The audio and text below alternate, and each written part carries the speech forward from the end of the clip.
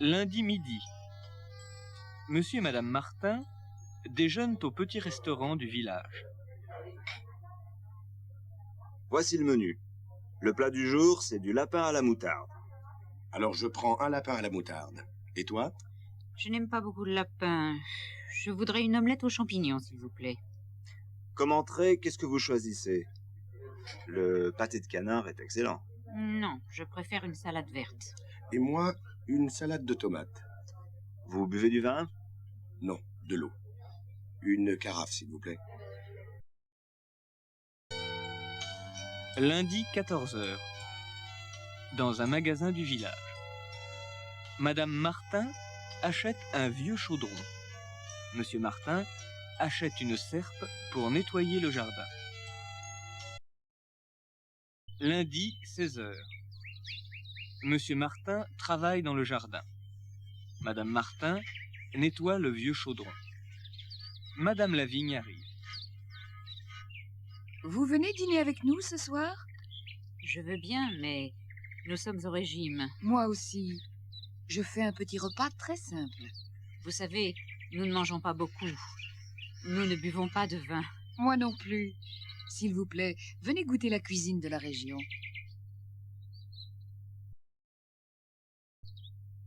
Lundi 21h. Le petit repas très simple chez Monsieur et Madame Lavigne. Monsieur Martin, prenez encore quelques escargots. Oh, non, merci.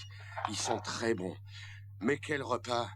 Des charcuteries, du bœuf bourguignon, des escargots. Alors ne refusez pas un peu de fromage. D'accord. Mais un petit morceau. Robert, tu es au régime. C'est du fromage de chèvre. J'adore ça.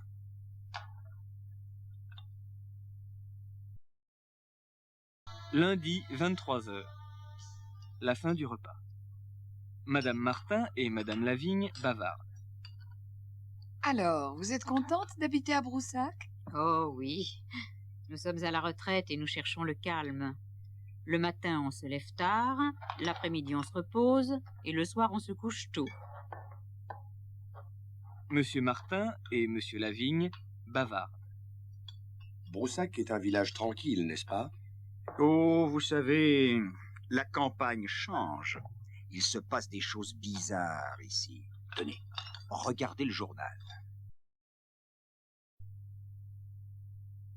Mardi 2h du matin. Monsieur et Madame Martin se couchent tard, très fatigués. Ils dorment mal. Ils entendent des bruits bizarres. Écoute, tu entends? Non, je n'entends rien. Tu entends quelque chose, toi? Oui, on entend des bruits. Il y a quelqu'un en bas. Reste ici, je descends. Robert, j'ai peur. C'est peut-être un voleur.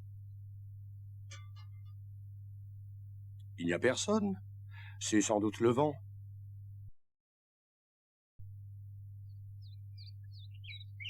Mardi 9h. Monsieur et Madame Martin sortent dans le jardin. Jeanne, je ne trouve pas ma serpe. Cherche sous les arbres, dans ta boîte à outils. C'est bizarre. Mes autres outils sont là. Ma montre et mes clés de voiture sont sur la table. Mon Dieu, et mon chaudron? Où est mon beau chaudron?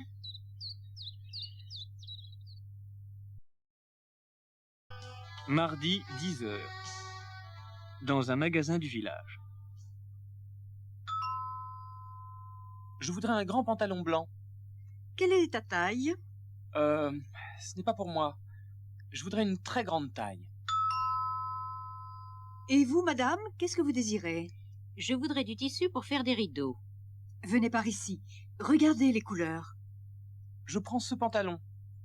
Je voudrais aussi 2 mètres de ruban rouge. Voilà. C'est tout? Oui. Combien ça fait? Le ruban coûte 5 francs le mètre. Avec le pantalon, ça fait 150 francs. Je suis peut-être curieuse, mais ce grand pantalon, ce ruban, c'est pour quoi faire? Ah, c'est un secret. Au revoir, mesdames. Au revoir. Un peu bizarre, ce garçon, n'est-ce pas, madame?